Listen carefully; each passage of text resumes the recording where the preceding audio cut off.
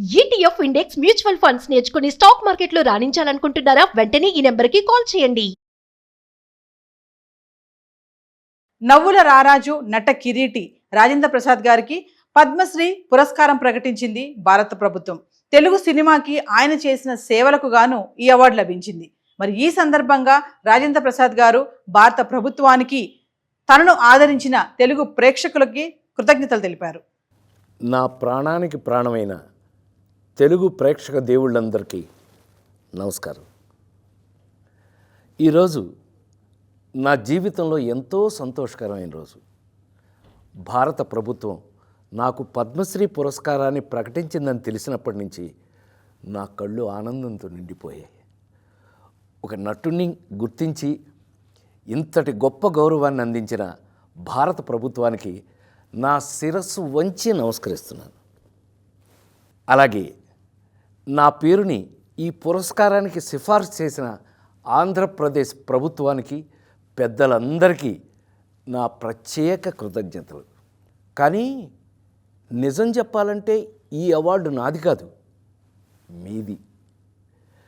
48 ఏళ్లుగా నన్ను ఒక నటుడిగా మాత్రమే కాకుండా మీ ఇంట్లో ఒక మనిషిగా, మీలో ఒకడిగా గుండెల్లో పెట్టుకుని చూసుకుంటున్నారు.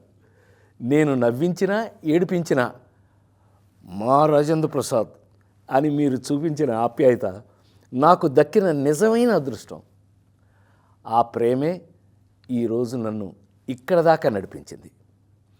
2 తెలుగు రాష్ట్రాల ప్రజలు నన్ను సొంత బిడ్డలాగా ఆదరించారు. మీ రుణం ఈ జన్మలో తీర్చుకోలేను. నాతో పాటు ఈ ఏడాది పద్మ పురస్కారాలు అందుకుంటున్న దేశంలోని మహానుభావులందరికీ నా శుభాకాంక్షలు తెలియజేస్తున్నాను. మీ ఆశీస్సులు ఎప్పుడూ నా మీద ఇలాగే ఉండాలి. బ్రతికున్నంత వరకు సర్వదా మీ రాజేంద్ర ప్రసాద్. నా ప్రాణానికి ప్రాణమైన తెలుగు ప్రేక్షక దేవుళ్ళందరికీ నమస్కారం. ఈరోజు నా జీవితంలో ఎంతో సంతోషకరమైన రోజు. భారత ప్రభుత్వం నాకు పద్మశ్రీ పురస్కారాన్ని ప్రకటించిందని తెలిసినప్పటి నుంచి నా కళ్ళు ఆనందంతో నిండిపోయాయి. ఒక నటుడిని గుర్తించి ఇంతటి గొప్ప గౌరవాన్ని అందించిన భారత ప్రభుత్వానికి నా శిరస్సు వంచి నమస్కరిస్తున్నాను.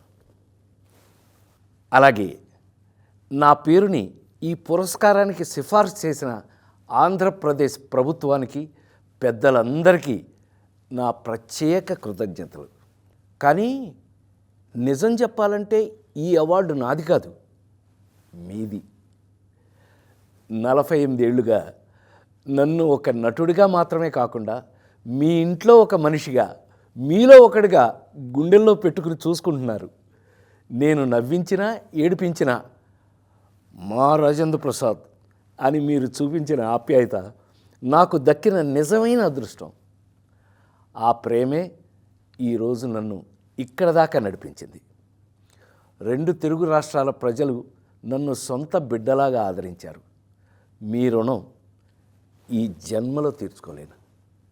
నాతో పాటు ఈ ఏడాది పద్మ పురస్కారాలు అందుకుంటున్న దేశంలోని మహానుభావులందరికీ నా శుభాకాంక్షలు తెలియజేస్తున్నాను.